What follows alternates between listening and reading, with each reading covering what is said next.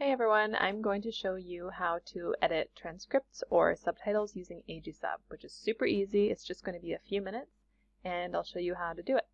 And all the software is free, so let's get right to it. Go to aegisub.org to get the free software and then choose the software that works with your operating system. So for Windows, I would choose Full Install.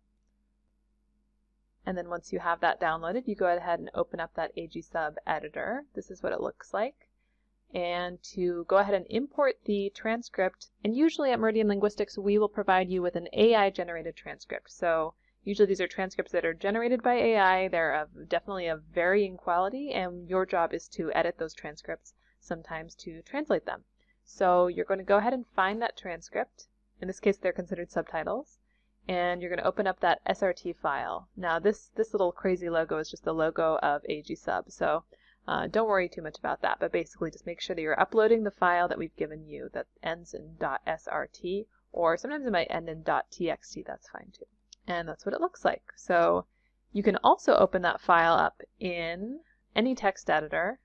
I'll show you how to do that. So basically you would just right click on that file, open with, and then choose either Notepad or WordPad, or if you're on Mac, I think it's Text Edit. So basically any text editor. Not Word, but any other text editor will work. So I'm just going to open it up in Notepad, and that's what it looks like.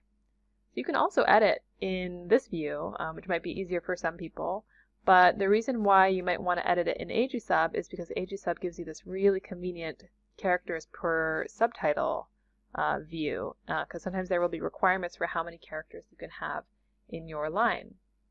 Usually that's going to be 70 characters. So you can see here, this is 10 characters, this is 13. They'll make this red if they want to highlight that it's quite a lot of characters, just so that you know you're getting close to any limit. So it's very easy to edit in there. But of course, one other great thing about Aegisub is that you can go ahead and add the video so that you can easily see if the time codes match up and if everything that you're transcribing matches up. So we're going to go ahead and open the video. And here it is. So if you scroll through this video, you can see we do have these subtitles here at the bottom, but you can barely read them because they're so small. So we're going to go here to Edit, and we're going to make those subtitles nice and big. Let's choose 80. There you go. Now they're nice and big. So now you can actually play the video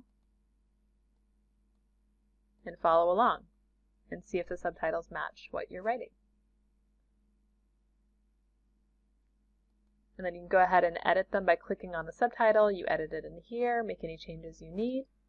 And then when you're done, you just hit File, Save Subtitles.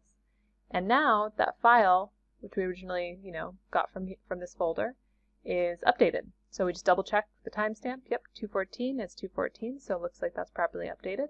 And that's the file that you can go ahead and send back to us. And that's it. It's super easy. So there are a lot more little tweaks and little hacks that I could teach you about Aegisub, but for now I just wanted to keep it super simple. I know you probably got a lot of work on your plate. Just want to get you up and running as quickly as you can. So if you have any other questions, go ahead and ask one of our project managers, and you should be good to go.